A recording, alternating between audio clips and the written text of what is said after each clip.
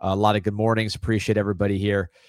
So let's get to the story here with Truth Over Falsehood asking, how are we feeling tomorrow about Derrek Cooper? So Derrek Cooper, he has visited Miami a ton of times. His mom's visited. I felt very confident in the process. Miami's felt confident at various times in the process that they would get this done for five-star running back out of Chaminade Madonna. Again, been recruiting him hard. He's been a priority. Calvin Russell's a little different. I sense that, at some point that just got a little crazy and Miami was cautious there. With Cooper, I mean, they're very high on Cooper. They value him highly. Not that they didn't value Russell, but I would say Cooper, to me, is the highest local guy on the board. And I'll tell you right now, as we sit here Saturday morning, 10:35 a.m. Eastern time, I'm not feeling great about Derrek Cooper. I don't think he's told anybody anything yet, at least not on the negative side. He's still in communication with all the staffs. We're talking to people. I just don't get the sense that there's a lot of confidence around Derrek Cooper heading into Sunday, but I will say he has not made a decision, or at least he hasn't informed everybody of a decision. But yeah, I'm not, feeling great. Now, Cantwell would be the comparison. So Jackson Cantwell, those of you remember, a lot of buzz about Georgia, including some buzz really from going out that he was going to Georgia. And I think with Cantwell towards the end, and I was repeating, hey, I'm here in Georgia, but I would say, hey, this is the first time in a long time I could really feel like I'm being lied to here, which obviously was just protecting the commitment.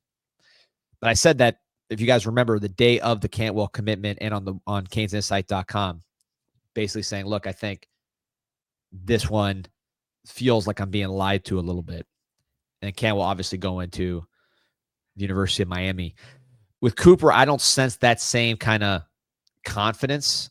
But again, I could be wrong. This is recruiting. We will be here. I'll probably tune in live on Sunday if I can, just because it's such a big commitment. We might do a live stream. But right now, if you ask me to pick as we sit here today, I would say that I think Cooper goes to Texas is my view as we sit here Saturday, 10:37 a.m. But again, stranger things have happened. There was a lot of misdirection when it came to Cantwell, so we'll see where it goes. Brand is saying extremely bad whiff. I mean, look, we'll see when it happens. But if Miami does not get Cooper tomorrow, I think there's no way you could say it other than that's a big, tough loss to lose a Derrek Cooper to Texas. This is somebody who is elite in South Florida. You've had him been on top of your board for a while. You've recruited him extremely hard. He's got a tremendous combination of size and speed. Reminds me of Etienne from Clemson would be my comp for him, maybe a little bigger. But, top of the line player, local, to lose a guy like that to Texas in year 4, right? This is year 4 of this whole deal. So you've had time to build it up. You didn't expect, I'm sure if you project forward from when we got Cristobal in 2022 and started recruiting well, that we wouldn't be losing guys like Diabell and Derrek Cooper, just assuming he would go to Texas. That's not good. 5-star running back, 5-star quarterback. So there's no way to spin it. Now, that would be a big loss. But here's the question from Kevin Dennis. Is there still communication? Yes, there is a communication. But when it comes to Cooper, yeah, there's communication. So anything can happen between now and Sunday. But I think more than that, if you look at Miami's roster, our starting running backs, let's say 1A, 1B, Jordan Lyle, Mark Fletcher.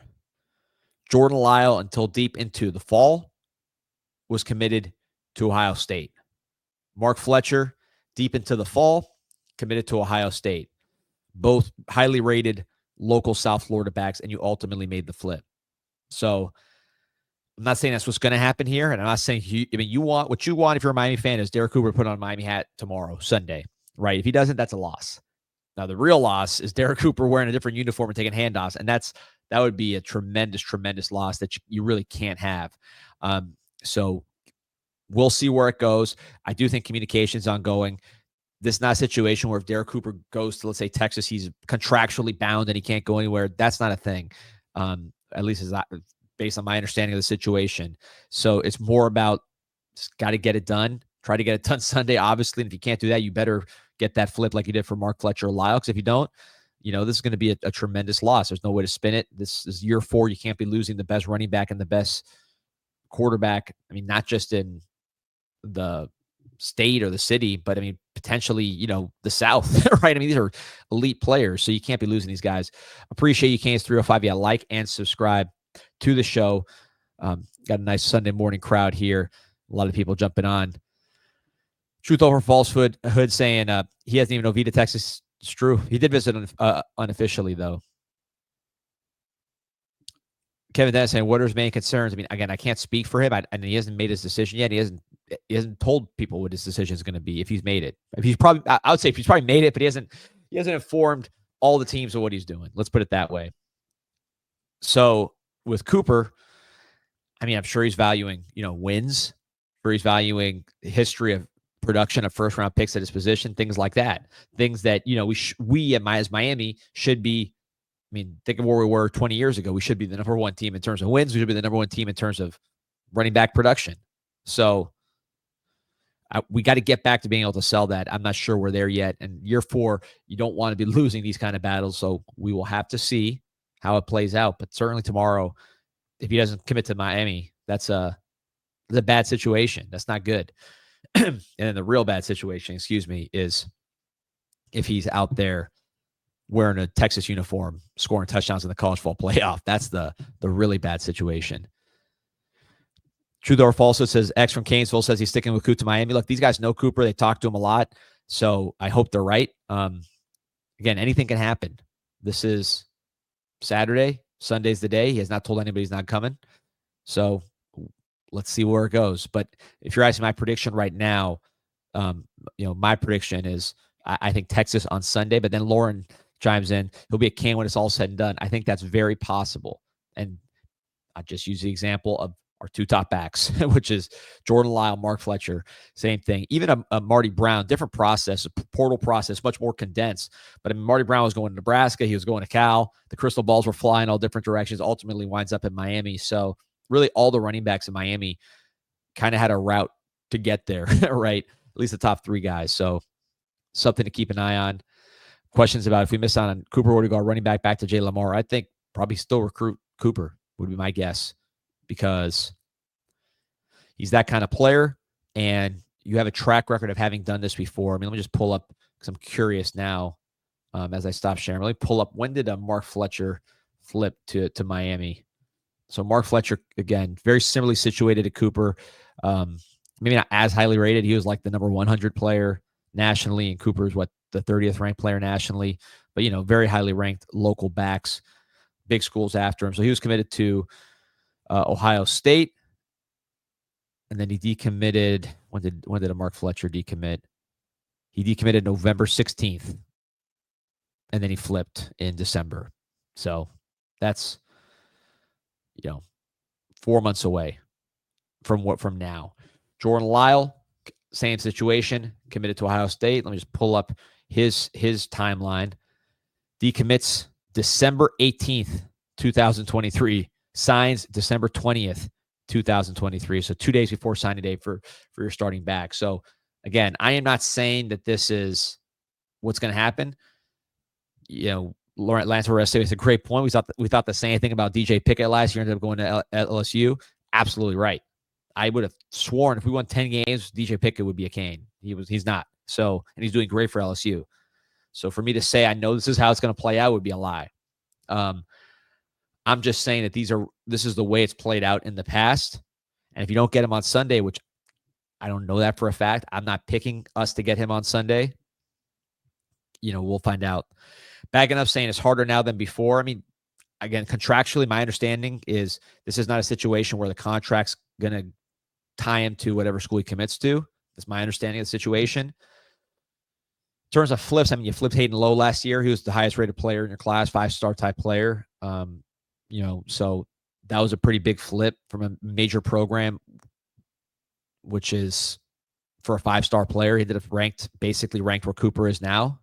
So, I think that's a comparable situation, but we'll see. It's not like you want to be at July 20th. You want to be looking at your 247 commit list and seeing Cooper's name on it. That's where you want to be. So for me to sit here and say, no problem, he commits to Texas, don't worry about it.